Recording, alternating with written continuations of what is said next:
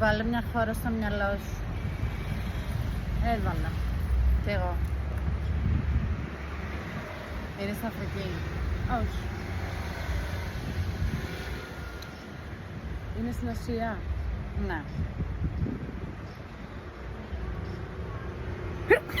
Είναι στο νότιο ημισφαίριο. Ναι.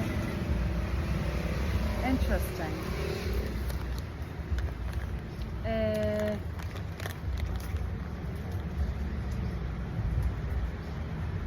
Είναι μουσουλμανικό κράτος. Predominantly μουσουλμανικό κράτος. Θα πω όχι, ελπίζω να μην κάνω λάθος. Αλλά θα πω όχι. Είναι στη Νότια Αμερική. Ναι.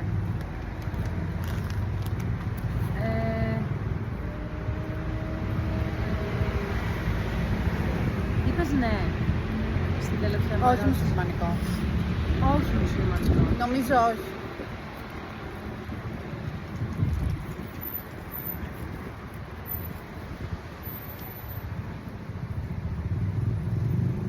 Βρέχεται από θάλασσα. Ναι.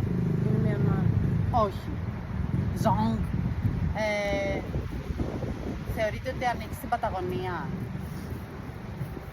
Όχι.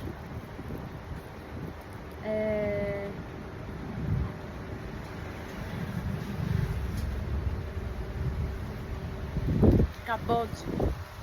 Όχι. Ζόγκ. Έχω άλλη μια ευκαιρία μόνο. Βρέχεται από θάλασσα. Όχι. Ναι. Ναι ή όχι. Ναι. Είναι η Ουρουγουάη. Είναι η Ουρουγουάη. Είναι η Ουρουγουάη. Το δικό σου ποιο ήταν? Εσύ πες μου. Κι άλλες Η ερωτήσεις. Σρι Λάγκα. Η Σρι Λάγκα. Ρε γαμώτο.